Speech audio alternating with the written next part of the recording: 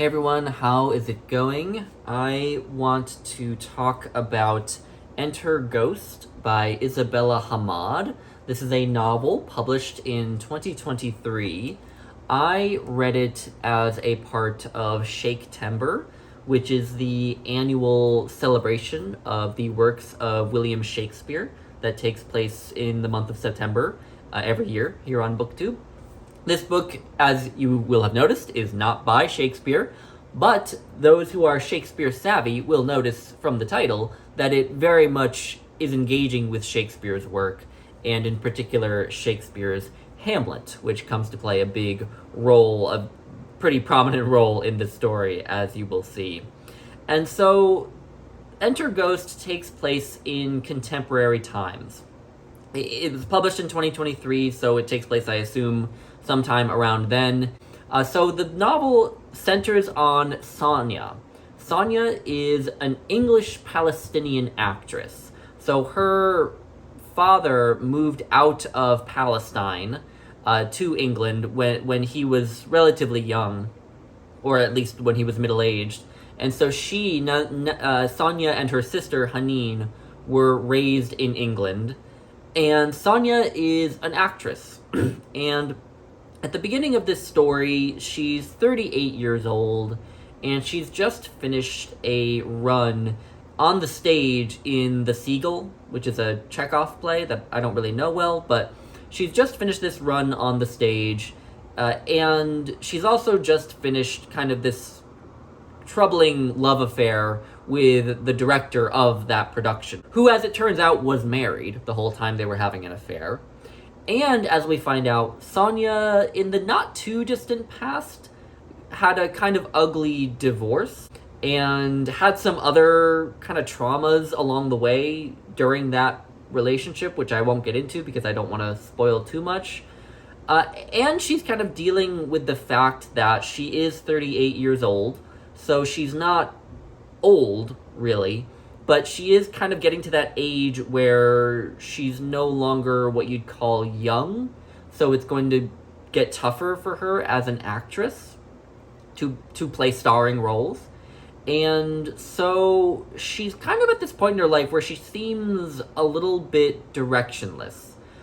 Almost like her life is in a bit of a shambles, right? And so at the opening of the novel, she's at this crossroads, but she's also kind of between jobs. So she's just finished this run in The Seagull, and she doesn't have a new production or a new television show to be in yet.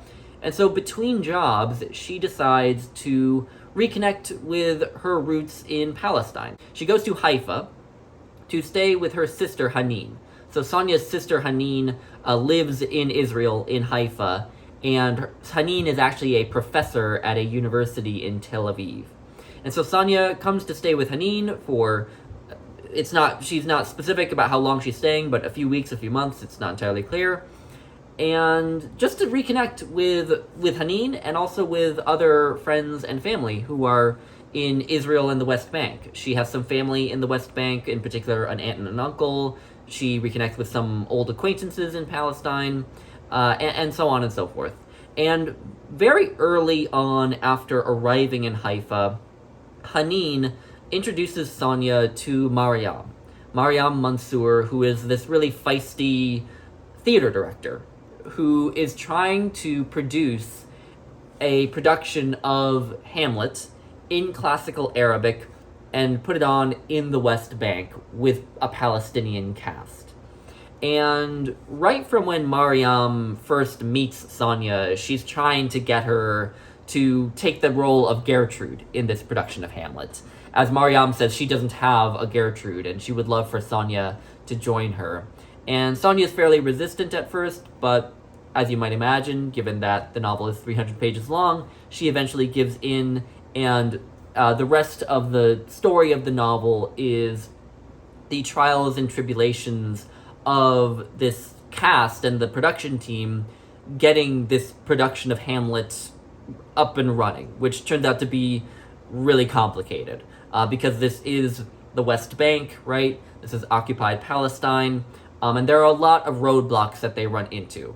The first of those, and this isn't a big spoiler because it starts we learn about it early on in the novel. The first kind of big blow up in the plans in this production is that Mariam's brother Selim is a Palestinian member of the Israeli Knesset, the sort of parliament.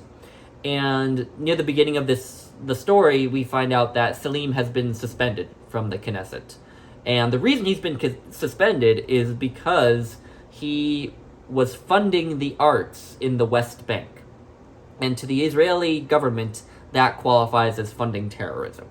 So that becomes a big deal because Mariam is Selim's sister, and so indirectly this kind of brings attention to this production of Hamlet. And in addition, there is violence that occurs. There's a violent incident that occurs in Jerusalem that sparks these massive protests, which kind of further politicizes this production of Hamlet. And along the way, as we see the trials and tribulations in this production, we meet the entire cast of the production and some of the production team as well. So I'm not going to talk about all the different characters because it's a big cast of characters, so to speak. But the kind of big ones who come to play a role are Wael Hejazi, who is actually a pop singer, a really famous Palestinian pop singer who lives in the West Bank, and he's playing Hamlet, and he's supposed to be kind of the big drawer of crowds because of his fame. So, or at least that's Mariam's hope. So Wael Hejazi plays a big role, and he plays Hamlet. Ibrahim, who plays Laertes, comes to play a pretty big part in this. In particular, his relationship to Sonia kind of starts to blossom. And there's Amin as well, who is the actor playing Horatio. And he plays a more minor role, but still an important role in all this. And there are others in the cast and the production crew who I can't go into all of them. But all the characters in this story have really interesting backgrounds, and they all feel like they have really human and really well-developed kind of motivations for what they're doing, which I think is really a strong point of this novel. And interspersed with the story of this production is some flashbacks to Sonia's childhood, and also to Sonia's kind of love affair with this man Harold, and her marriage, and some other things from her past. So we also get this exploration of Sonia's past and Sonia's family's past. And so there are a lot of themes in this novel to unpack. It has so much going on in it. And so I'm just going to touch on some that I found particularly interesting in it. The first thing that I think will be the most interesting to people who don't know as much about the politics of the Israel-Palestine issue is how it explores Palestinian identity. So there, in this novel, we kind of get three big segments of the Palestinian population in the world. So we have people like Sonia, who are a part of the Palestinian diaspora, who have left Palestine, have left Israel, and have perhaps lived most of, if not all of, their lives in a different country, right? But still have really strong roots in Palestine. So we have the diaspora. We also, of course, have the Palestinians in the West Bank and Gaza, who very much live under a high surveillance, high security apartheid state. And then we have Palestinians who live in Israel, who are actually Israeli citizens. And those people are actually, when people refer to someone, a Palestinian living in the borders of Israel, they actually refer to it as being in 48. 48 being a reference to 1948, when the state of Israel was created and the Nakba, or the catastrophe, occurred, and there was this horrible ethnic cleansing, and many Palestinians were thrown out of their homes, hundreds of thousands of Palestinians, and so that's what 48 refers to. But 48 is also sort of a colloquial way of just referring to the land that is currently within the official borders of the state of Israel. And so you get this dynamic between these three segments of the Palestinian identity. So Sonia, obviously, is a part of the diaspora, right? So she is not an Israeli citizen, and she doesn't have a West Bank passport either. But then other members of the cast of Hamlet are West Bank residents. Wael Hejazi, in particular, is from the West Bank. Some others are Israeli citizens. So we see that dynamic play out a lot, in particular as they travel back and forth between the West Bank and Israel. We see that play out, right, in the way that, in the border crossings between those two areas. The people who have West Bank passports are treated very differently from the people who have Israeli passports or foreign passports, right? And there's some interesting passages on this topic, and I want to read one to you.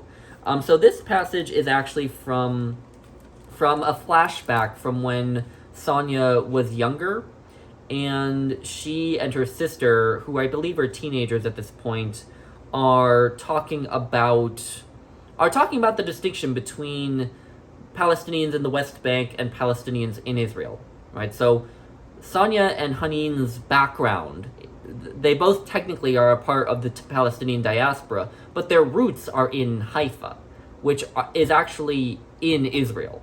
So they are kind of a part of those Palestinians who are Israeli citizens.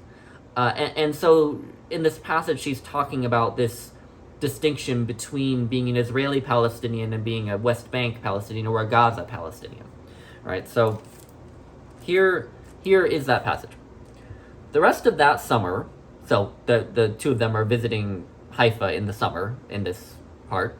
The rest of that summer, we spoke at night from our beds about the ways our family both discussed and did not discuss our relation to the West Bank Palestinians, guarding our difference under that word, dafawim. While Janine was starving under curfew, Nazarenes were only 20 minutes away, watching televised footage of their neighbors, quote-unquote, in solidarity. For me, these discussions felt like a milestone in our sisterhood, like we were a team. But by the end of the summer, there was nothing left to confess, and since nothing could be solved, we abandoned the topic and never returned to it. So, that term dafawim is a Hebrew term, which she kind of points out at one point, for people who live in the West Bank, as opposed to people who live in Israel, right? So they're kind of, as she says, maintaining their otherness. And something that's interesting is how that dynamic plays out in terms of language. So there are three main languages spoken in this novel. Obviously the novel's in English, but there are three main languages that we see characters speaking in. There's English, there's Arabic, and there's Hebrew.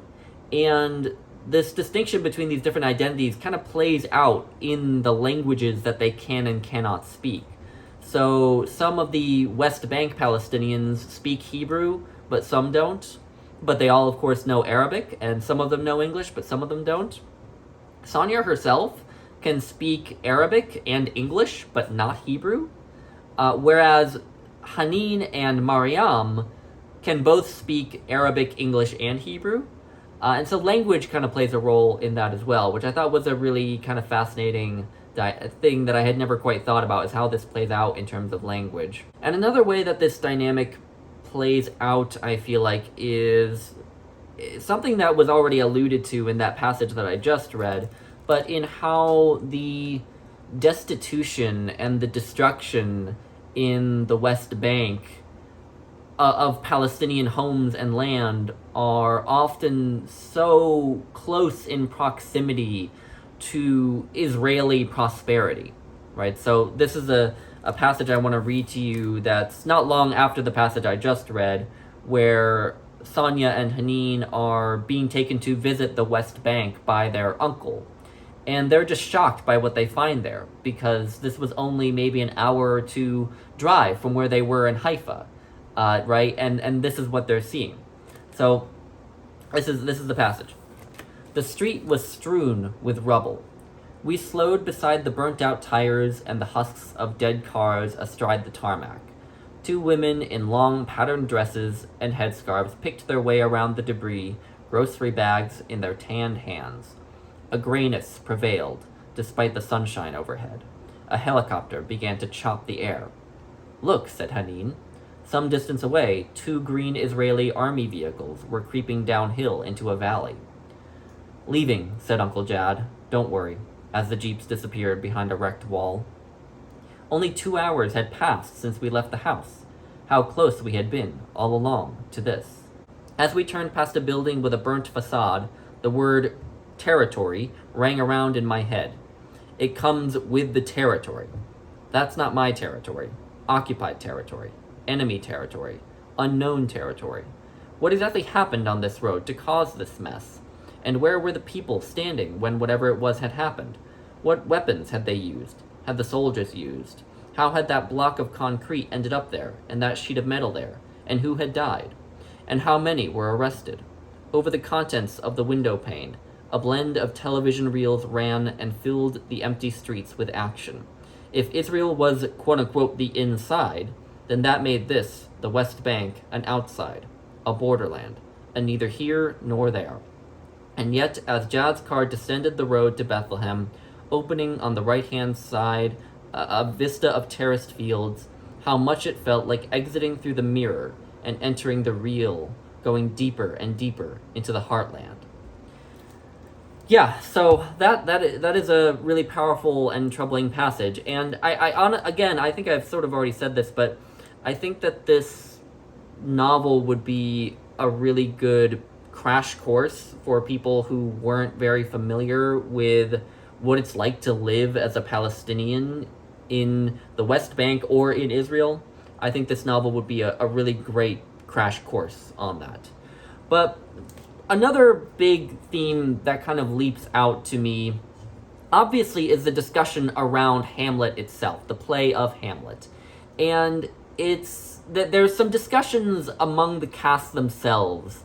And I want to read to you one extended discussion that the cast has about Hamlet. Now, another kind of fun stylistic aspect of this novel is that parts of it are actually written in the form of a play, and I love that.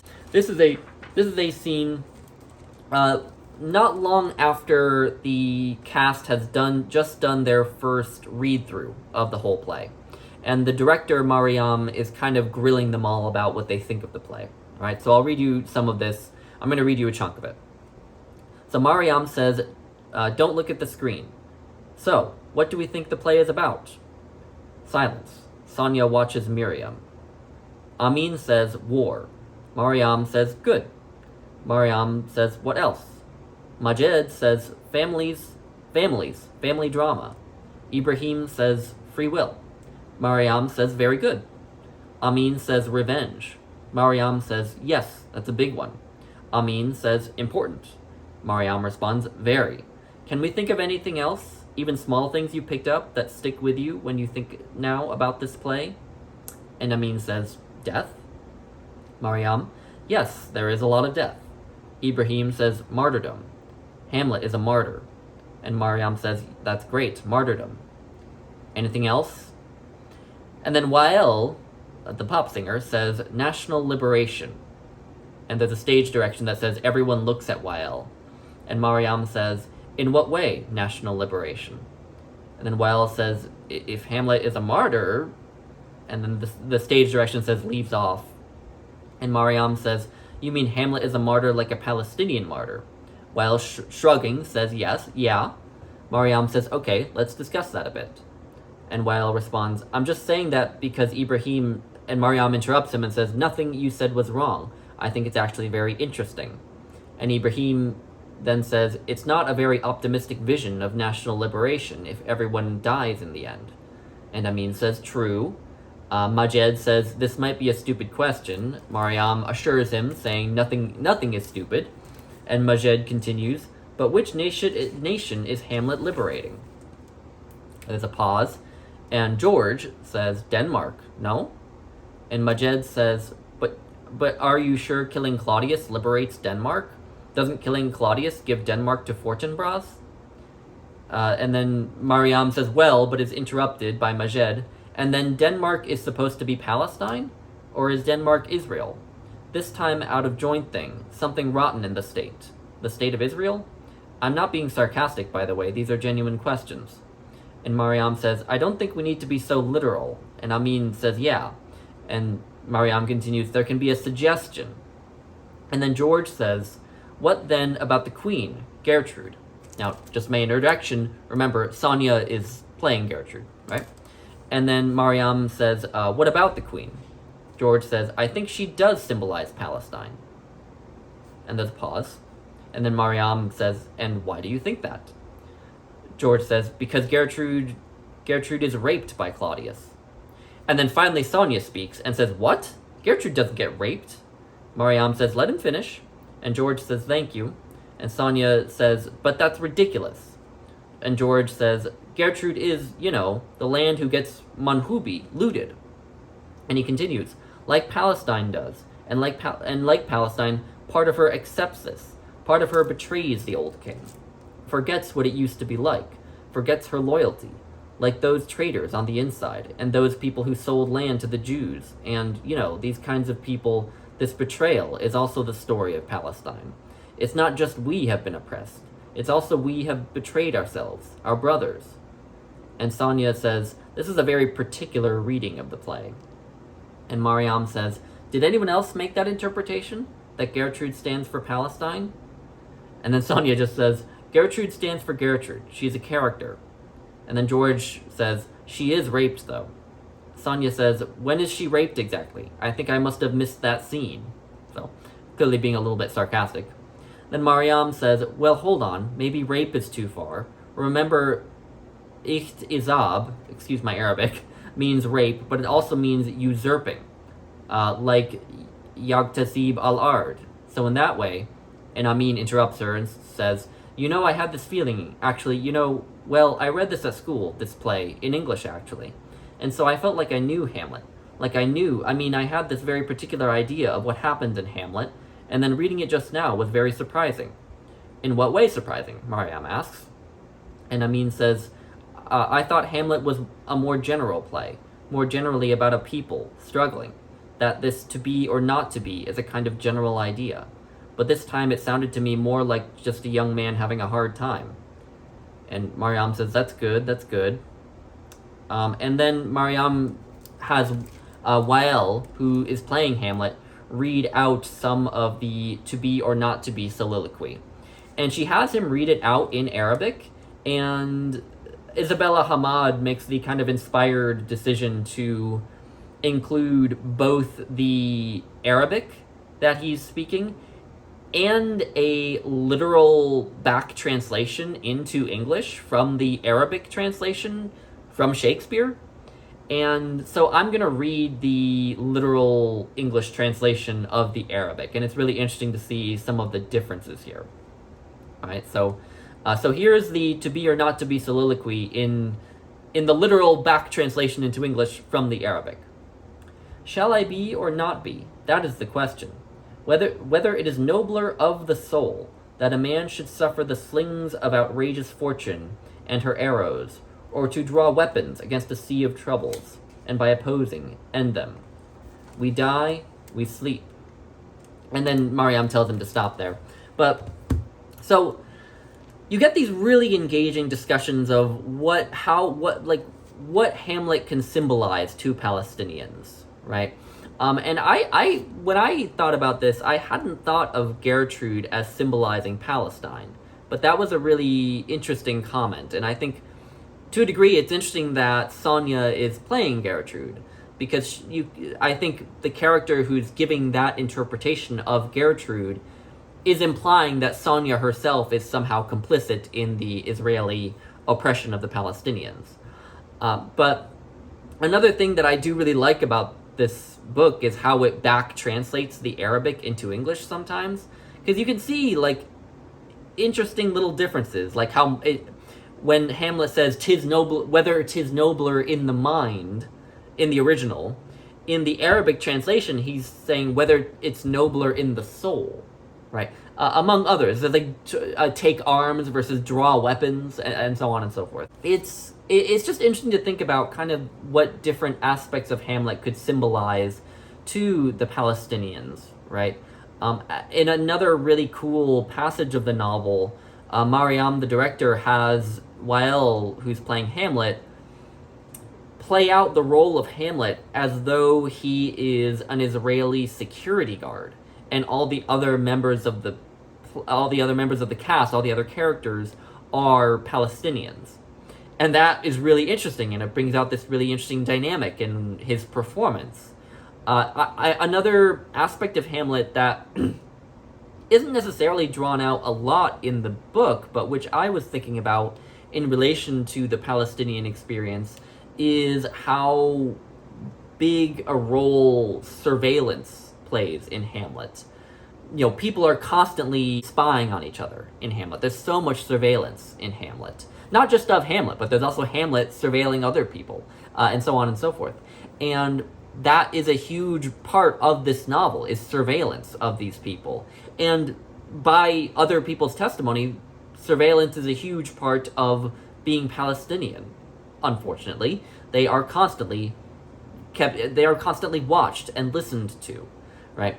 There's actually an exchange in this novel where Mariam and Sonia are talking about things, and Mariam knows that what she's saying could be perceived as dangerous to the Israeli authorities, so she asks Sonia to turn off her phone so that the authorities won't be able to listen in on what she's saying. Right? So surveillance is a big aspect of it. There's also a really interesting conversation that Sonia has with her father over the phone. And her father kind of says at one point that the Palestinians are like ghosts to the Israelis. They're like these ghosts who haunt the Israelis. The Israelis want the Palestinians to disappear, right? To leave or to die. And they just won't, right? They keep haunting the Israelis. And so the father says that the Palestinians are like ghosts. And so you can see possibly the ghost of King Hamlet as the ghost of the Palestinians haunting Hamlet, the Prince Hamlet, who may be an Israeli police officer. Right? I also just recently, after reading this novel, I watched a film adaptation of Hamlet, and I also was just struck by how what you see over the course of this play, you see a lot of things, but one of the things you see is you see Denmark kind of implode. At the end of the play, as is mentioned in the passage that I read out, by the end of Hamlet, Denmark is taken over by Norway. It collapses. Its king is dead, its prince is dead, its queen is dead. Spoiler alert for Hamlet, but it's Hamlet. So Denmark basically implodes. And so you possibly could see Hamlet as an allegory for possibly Israel imploding. Imploding because of its treatment of Palestinians, right? Or you could flip it around. You could see it as the implosion of the Palestinian ideal for self-determination, possibly. I mean, there's a lot of different angles you could take with Hamlet and how it speaks to the Palestinian experience. And I was listening to an interview with Isabella Hammad, and she was asked kind of about, why Hamlet? Why do Hamlet? Why not another Shakespeare play, or why not an Arab play, right? And she talks a little bit about the history of Hamlet in the Arabic language. Hamlet is reportedly the most translated play from English into Arabic, for one thing. But also, something that's interesting is that apparently, reportedly, Hamlet was on a list of banned books in the West Bank for a time, specifically because lines like "to be or not to be" could be construed as encouraging the development of a national consciousness in the Palestinians. And so the play, I mean, in addition to having all these existential themes, has all these political undertones in it. And so I feel like this novel, it's a great story, but it also almost acts as this really fascinating, just like commentary on the play Hamlet, right? I mean, other than that, it's a wonderfully gripping narrative. Like just like Hamlet, it's a wonderfully gripping play. Gripping novel, excuse me. And it's like Hamlet as well. Its plot is just a series of escalations after escalations after escalations. But unlike in Hamlet, this isn't exactly a spoiler, but unlike in Hamlet, the ending is not disastrous, thankfully. But like Hamlet, it does have just escalation after escalation after escalation, and it keeps you on the edge of your seat. Like, where is this going to go with this production? How is it going to succeed? What's going to happen when they put on the show finally? And so it makes for a great read. I have some reservations about the writing at times in Enter Ghost. Some of it is excellent. I hope that the passages I've read have sold you on the good passages in Enter Ghost. There's a lot of good writing. There is also some writing that, to me, felt a little bit too much like a diary entry, and I don't love novels that read like diary entries, unless they're specifically supposed to be diary entries, and I don't love that aspect of it. However, I will emphasize that those moments are fleeting. All right, it's not a huge chronic problem. It's something that comes through in fits and starts. But it did bother me at certain points. And then at some other points, my one last reservation about Enter Ghost is that at times it does also, I think, read a bit too much like a personal essay about the main character's life. Like, just some of the way that it's written is a little bit too descriptive, or a little bit too, honestly, I hate to use the cliche, but a little bit too telling the reader about her life rather than showing the reader about her life, you know? And again, unfortunate, but also kind of fleeting, I think, and didn't detract from my enjoyment of the novel as a whole. So, anyway, I think I've talked myself out about Enter Ghost. It's a great read. Whether you're interested in just some good contemporary fiction, or if you're interested in the experiences of the Palestinians, certainly if you're into Shakespeare, I think this would be a great read. So anyway, I will leave it at that, and talk to you all in my next video, okay?